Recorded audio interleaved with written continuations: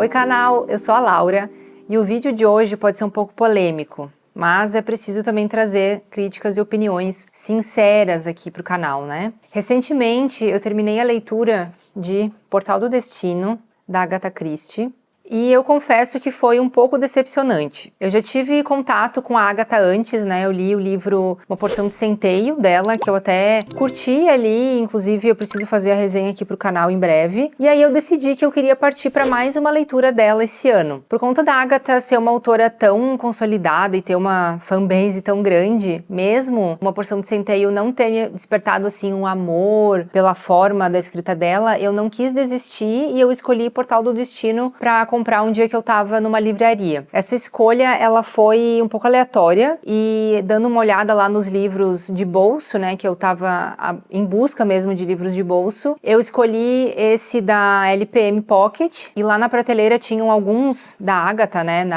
nessa opção da LPM Pocket e eu escolhi pelo que a contracapa trazia, então eu fui dando uma escolhida ali e aquela que me chamou a atenção mais foi o Portal do Destino. Nós temos aqui então a história dos personagens Tommy e Tuppence, né? Eles são um casal aí de detetives que já aparecem em outros livros da Agatha. E Portal do Destino é o livro onde eles estão presentes pela última vez, meio que se aposentando, assim. O tom do livro, ele passa bem essa vibe. Já me falaram que não é tão necessário ler os livros da Agatha em ordem, né? Então, mesmo a sinopse ali do livro me trazendo essa informação sobre ser a última aventura do casal, eu acabei escolhendo. A história começa com o casal se mudando para uma casa no litoral inglês, uma casa que contém uma vasta biblioteca, e aqui a gente já tem um primeiro ponto que eu achei meio cansativo, assim, porque nas primeiras páginas a Tuppence se debruça ali sobre aquela biblioteca e ela fica fascinada pelos livros, fica citando vários títulos,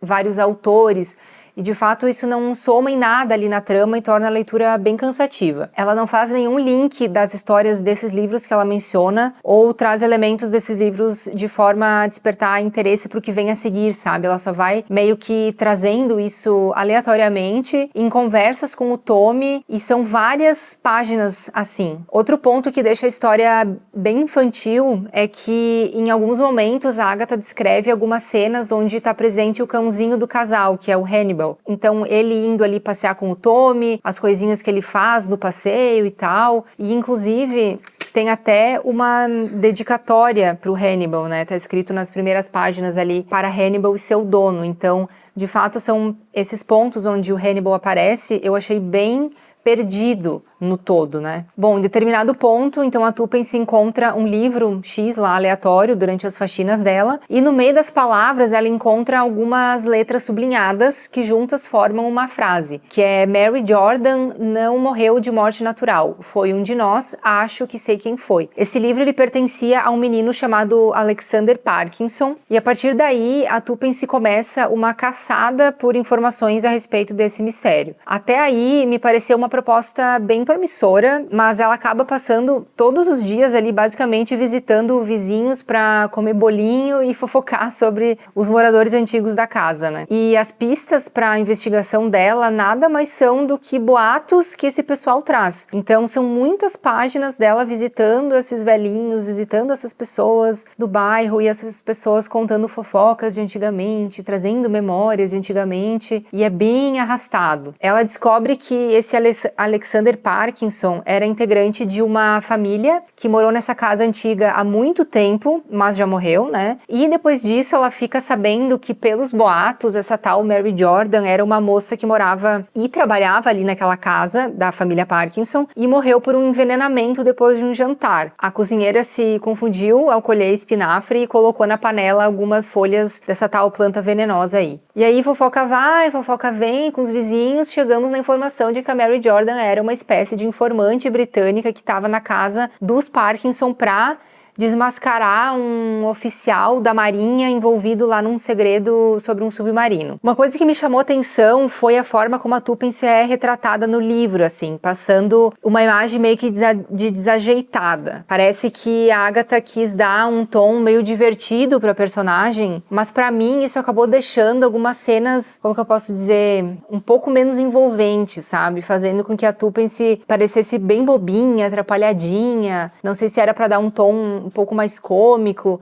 E como eu já falei, é o segundo livro só que eu leio da Agatha, né? Então, provavelmente a gente tem já esse perfil da personagem nas outras histórias anteriores e eu que tô caindo de paraquedas aqui nessa não peguei muita referência. Pode ser isso também. Em uma dessas cenas, por exemplo, a Tuppence, que é uma idosa, né? Ela monta num cavalinho velho que ela encontra, um cavalinho de madeira encontrado lá na casa mesmo, na casa que é super velha. Ela sobe num morro e se larga lá de cima, montada no cavalinho, e o cavalinho desmonta e ela dá de cara num pinheiro. E aí o Tommy chega e fala: nossa, como você é atrapalhada, você não se contém, lá lá lá. Nesse momento, nós já temos envolvido então na trama o jardineiro Isaac, que na minha opinião é o ponto alto do livro aqui e da investigação, porque ele é aquele personagem que você não sabe se é fã ou hater, sabe? Ele tá ali, ele realmente parece que tá querendo ajudar e tem uma boa relação com os patrões. A gente não sabe se ele tá ali pra atrapalhar, se ele tá ali pra impedir que o casal descubra alguma coisa sobre o passado ali das pessoas e da casa. E nessa ocasião em que o cavalinho de madeira quebra com a Tuppence em cima e faz ela se machucar, ela e o Tommy ficam se perguntando se o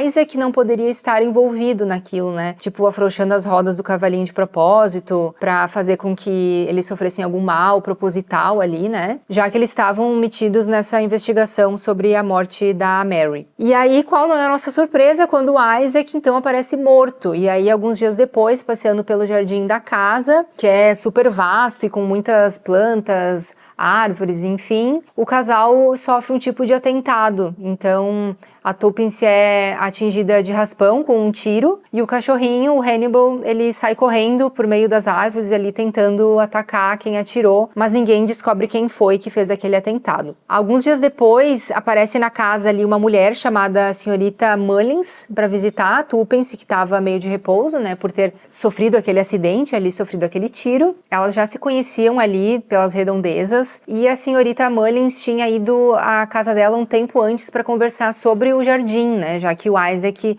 que era o jardineiro, tinha morrido. Nessa visita, o Hannibal, o cachorrinho, estranhou muito a mulher e ficou rosnando, tentando atacar ela. E a Tuppence repreende o cachorrinho e tranca ele num quartinho por ali. Alguns momentos depois, se dá uma cena em que a Senhorita Mullins finge um tropeço e ela coloca no café da Tuppence um pó. E o mordomo vê tudo, age ali antes que a Tuppence beba aquele café. E é nisso, então, que eles descobrem que foi a Senhorita Mullins que atentou contra a vida deles aquele dia no jardim. Ela é também algoz do Isaac. E a motivação é só porque a Senhorita Mullins aparentemente era neta ou sobrinha neta de alguém envolvido lá num plano político e numa conspiração e agiu dessa forma para proteger aqueles segredos. Então não temos aqui um plot twist absurdo que revela grandes coisas e prende a gente, é tipo assim, ah, beleza, foi a Senhorita Mullins, então que era legal, sabe? Então é isso, a história apresenta essa simples investigação sobre o assassinato da Mary, que aconteceu muitas décadas atrás, e depois o Isaac no presente, né? A trama não tem grandes reviravoltas, não tem grandes conexões complexas entre os acontecimentos. A percepção que eu tive foi que a história toda, nós só temos a Tuppence conversando ali com as velhinhas do bairro e o Tommy buscando informações com diferentes pessoas lá em Londres, só pra descobrir aquele mistério que não tem muito pé nem cabeça, mas também tudo de uma forma muito superficial, só pra cumprir talvez um desejo deles de viver aquele mistério mais uma vez, né, uma última vez. Eu acho que é um livro ótimo, assim, pra um público mais juvenil, de fato, né, que estão começando a ter o hábito de leitura, querem ter esse contato com a Agatha. Pra isso, realmente, ele é bem legal, uma história fácil, uma história bem tranquila de terminar, e de fato não foi um livro que me prendeu. Eu confesso que eu me arrastei para terminar em alguns pontos, eu tive vontade de desistir da leitura, e eu só não fiz isso porque é um livro que é bem curtinho e fácil e rápido, sabe? E outro ponto que me fez continuar até o final é que é a Agatha, né, e eu quero insistir na leitura da obra dela para ter essas percepções e poder dizer no final mesmo, depois de ter lido vários livros dela, que eu gosto sim dos livros dela ou não, eu não gosto. Então, isso se mantém, né, porque eu comprei também Caio Pano e Assassinato no Expresso do Oriente, que são 2 livros dela muito recomendados pra mim. Então eu vou seguir lendo e eu acho que depois de ler mais esses 2, talvez eu passe a régua mesmo na minha opinião final sobre Agatha, continuando a ler mais ou não, definitivamente largando, né? Me contem nos comentários agora a opinião de vocês, se vocês gostaram de Portal do Destino, quais livros da Agatha que vocês me recomendam, se eu fui muito injusta com ela, se eu não entendi muito a proposta desse final, né, dessa aposentadoria do Tommy e da Tuppence. E não esqueçam de curtir e de se inscrever no canal. Um beijo e até o próximo!